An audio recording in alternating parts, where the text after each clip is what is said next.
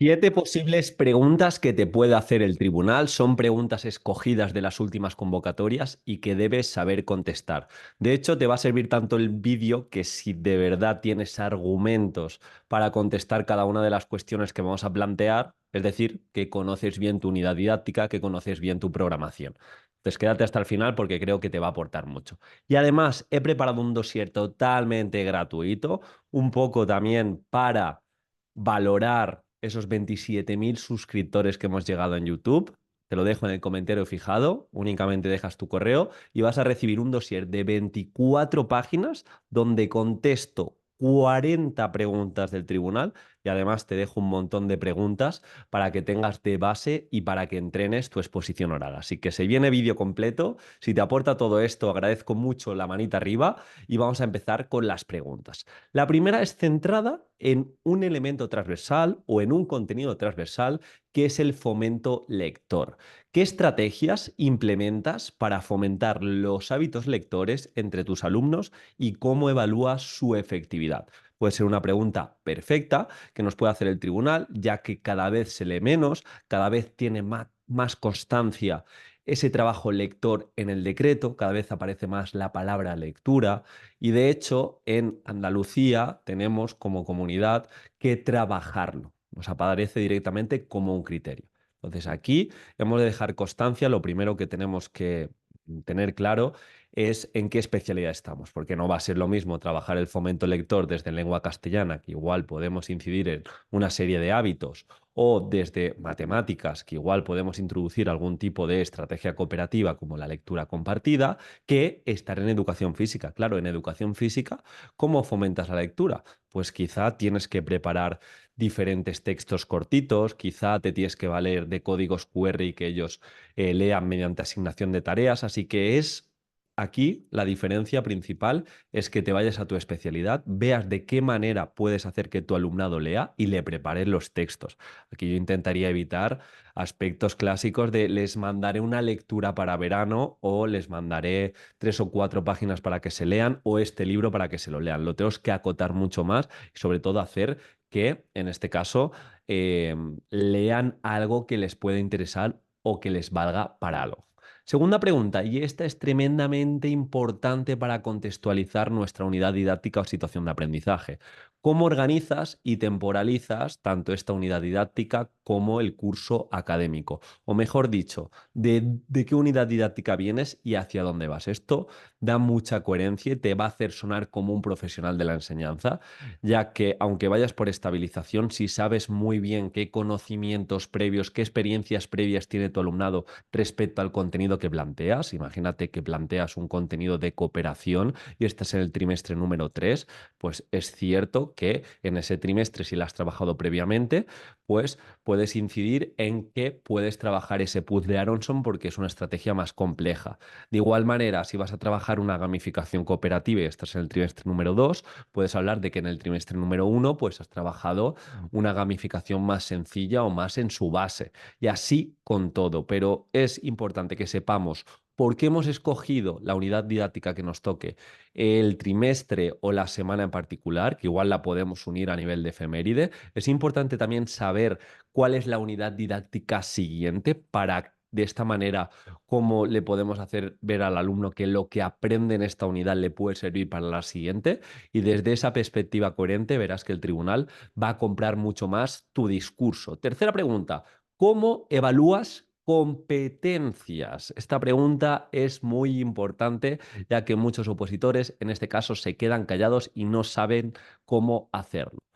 En primer lugar, primer argumento, por la propia naturaleza del currículum. Es decir, si nosotros evaluamos criterios de evaluación y lo hacemos mediante la aplicación de metodologías activas y con su correspondiente evaluación formativa, estamos realmente evaluando competencias, ya que la mayoría de criterios, por esa naturaleza y ese entramado curricular, criterio de evaluación, competencia específica, descriptores operativos y competencias clave, estaremos observando que nuestro alumno alcanza, o mejor dicho, en qué punto está respecto a esa competencia. Pero aquí no queda la cosa, también hemos de presentar y hemos de localizar dentro de nuestra unidad didáctica, dentro de nuestra situación de aprendizaje, cuáles son esas actividades de evaluación de referencia que quizá tienen o están relacionadas con más criterios de evaluación y esa actividad de evaluación de referencia pues la podemos unir con una competencia. Me explico. Imagínate clásica actividad de evaluación donde nuestro alumnado reflexiona sobre lo aprendido, intenta transferirlo e incluso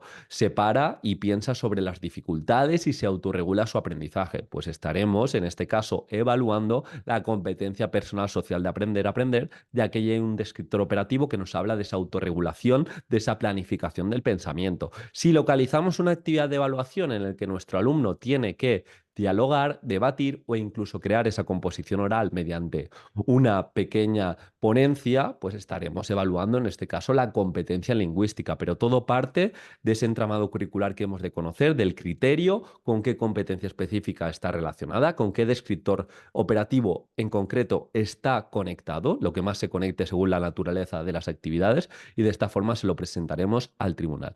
Cuarta pregunta, muy interesante, por cierto. De nuevo, si quieres este dossier de 24 páginas, únicamente lo tienes en el comentario fijado. Te aseguro que muchos preparadores esto lo tienen de pago. He querido tener ese detallito para aquellos que me siguen y aquellos que confían en mí, así que lo tienes todo en el comentario fijado y espero de verdad que te inspire y que te aporte. Siguiente pregunta, quería hablarte de los objetivos de aprendizaje. Muchas veces se dice, es que mi preparador no me ha dicho nada sobre los objetivos de aprendizaje, no aparece en mi currículum, pero aún así en las convocatorias está apareciendo e incluso el año pasado me acuerdo que en un tribunal se preguntó sobre esto. ¿Y por qué se preguntó? Porque yo creo que en los tribunales hay ciertos miembros que cada vez se forman más y saben que esos objetivos de aprendizaje son muy importantes para que nuestro alumnado aprenda mejor. Ya os estoy dando una pista. ¿Cuál es, en primer lugar, cuál es el objetivo de los objetivos de aprendizaje? Valga la redundancia, pues el objetivo principal es que nuestro alumnado sepa hacia dónde va. Si yo traduzco ese criterio que me habla de 3 o 4 líneas de composición oral en que mi alumnado tiene que ser capaz de hacer una exposición de 3 minutos utilizando el lenguaje técnico con inicio y final, donde transmita al menos 2 emociones, yo ya he traducido ese criterio que es muy amplio en algo mucho más accionable. Entonces, mi alumno sabe que cuando acabe la unidad didáctica tiene que ser capaz de comunicar 3 minutos. Y si cumple con esos ítems que he concretado, pues va a llegar al cometido. Pero no queda aquí la cosa. Gracias a ese objetivo de aprendizaje que ha sido lo más concreto posible, lo más medible y alcanzable, yo como docente sé cuál va a ser la metodología idónea para alcanzarlo. Es decir, cuanto yo más traduzca esos objetivos de aprendizaje, sé escoger de una manera más segura la metodología que más acerca a mi alumno. Imagínate que yo traduzco un criterio en que mi alumnado sea capaz de cooperar, de desarrollar esas habilidades interpersonales. Cuando yo he traducido el criterio, pues sé que quizá la metodología más adecuada es el aprendizaje cooperativo. Pero no queda aquí la cosa. Cuanto más traduzca esos criterios de evaluación en algo tangible y específico, me va a ser más sencillo para utilizar esos indicadores en mis instrumentos de evaluación y evaluar de una manera mucho más exacta e incluso que pueda utilizar esos indicadores de logro muy accionables para que mi alumno se coevalúe entre pares o se autoevalúe. Entonces, todos son ventajas. Y de nuevo, esto no aparece en los currículums, pero como docentes hemos de saber programar en esta esencia. Otra cosa interesante, hablamos de evaluación formativa, formadora, pero otra de las palabras que aparece en el currículum es la evaluación continua. ¿Cómo la implementas dentro de tu unidad didáctica o dentro de tu programación? De una forma muy sencilla, no me quiero enrollar tampoco en este vídeo, pero si en algún momento tu alumno no alcanza un criterio, nosotros le tenemos que dejar en otra unidad didáctica, pues que pueda desarrollarse en dicho criterio. Me explico. Imagínate que estamos poniendo el foco, seguimos con la analogía, en un criterio donde mi alumno tenga que saber exponer durante 3 minutos. Y hacemos una actividad X en la sesión 8 de la situación de aprendizaje número 2. Pues bien, ese mismo criterio que es amplio, que me habla de exposición oral, voy a hacer otra exposición oral, quizá ahora con naturaleza de debate, la situación de aprendizaje número 4. Si mi alumno en primera ocasión no ha podido conseguir el criterio porque solo ha estado exponiendo un minuto o no lo ha adquirido al 100% porque no ha alcanzado ese lenguaje técnico, pues en esa situación de aprendizaje número 4 va a tener otra segunda oportunidad. Estas oportunidades de mejora, este feedback cualitativo respecto a la primera vez que se enfrenta al criterio y a la segunda es lo que se llama evaluación formativa, pero la continua es justamente esto, que si en algún momento tiene esa oportunidad, la segunda, la tercera y alcanza el criterio, pues mi alumno, digamos que habrá alcanzado la competencia, al menos en ese curso, y le pondré, si hablamos de nota, la nota que merece, ya que enseñar bien se relaciona con esto, no con pillar a mi alumno y que ha suspendido un criterio en el trimestre número 1, ya no tiene una oportunidad de mejorar, porque entonces nos estamos fijando en la nota y no en el aprendizaje. Pregunta número 6. Si hemos hablado del fomento lector, ahora otro de los aspectos tremendamente importantes es de qué manera trabaja la igualdad, de qué manera trabaja la coeducación a nivel de centro o a nivel de tu programación. Independientemente si en tu unidad has hablado de ello, te pueden hacer esta pregunta, ya que es un problema que nos toca, solo tenemos que ver las noticias, solo tenemos que ver la sociedad cómo está. Y desde la escuela, desde los ODS, desde los retos del siglo XXI, desde los objetivos de etapa, pues se nos insta a trabajar esta igualdad de derechos y esta igualdad frente a la ley, etcétera, etcétera. Entonces, desde la escuela tenemos que ser también muy concisos.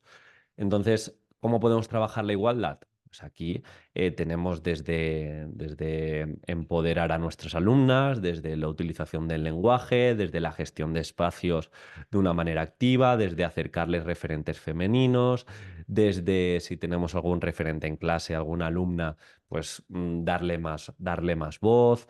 Hay muchas propuestas, también tenemos para asignaturas más dinámicas el decálogo de APFADAL, pero se tiene que trabajar de una manera muy concreta. El otro día, de hecho, veía una podcaster que sigo que me gusta mucho, que se llama Yaiza, y es una emprendedora y la verdad que no tiene, digamos, ese peso y le llaman a veces de colegios y de centros educativos, pero creo que no es lo suficiente. Muchas veces vemos el 80 o el 90% de emprendedores masculinos porque quizá nuestras niñas, nuestras alumnas no tienen esos referentes. Entonces, acercarles esos referentes en diferentes vías y acercarles que hay esa segunda vía para no escoger las profesiones de siempre, creo que puede ser una opción bastante factible. Y por último, vamos a hablar de otro de los problemas, de los grandes problemas que nos encontramos ahora hablando de manera particular en España, cómo trabajamos la educación emocional. Esto se tiene que trabajar de forma transversal, lo tienes que tener en cuenta, si aparece una emoción, cómo la trabajas, si en algún momento dado, como pasó a través de la pandemia, que tenemos de media, según el estudio Pasos, entre 1 y 2 niños tristes, cómo lo vas a trabajar, vas a aplicar el programa Ruler que me habéis escuchado tantas veces, es decir, el Mood Meter y que se sitúen en un cuadrante de emociones. Vas a intentar crear esos agrupamientos cooperativos donde se den esas sinergias positivas, vas a, si independientemente de la asignatura aparece la frustración, la vas a trabajar de una manera específica y vas a ver en qué otros momentos aparece esa frustración, vas a trabajarlo a través de alguna escena, de alguna película. Tenemos diferentes cortos para trabajar todo esto. En definitiva, tenerlo claro, cómo lo vas a trabajar y cómo lo vas a conectar con tu especialidad, en qué momento vas a incidir en ello y si os parece y si os gusta y si este vídeo es apoyado, a ver si llegamos a los 100 likes, si sobrepasamos los 100 likes, me comprometo a hacer otro vídeo de otras 7 preguntas recurrentes o preguntas que tengáis y dejéis en los comentarios, pero que yo creo que con este vídeo y con el comentario fijado que os he dejado con un montón de preguntas, os va a venir genial para tener una base bastante potente y que el tribunal nos pille en el debate. Un abrazo y gracias por llegar hasta aquí.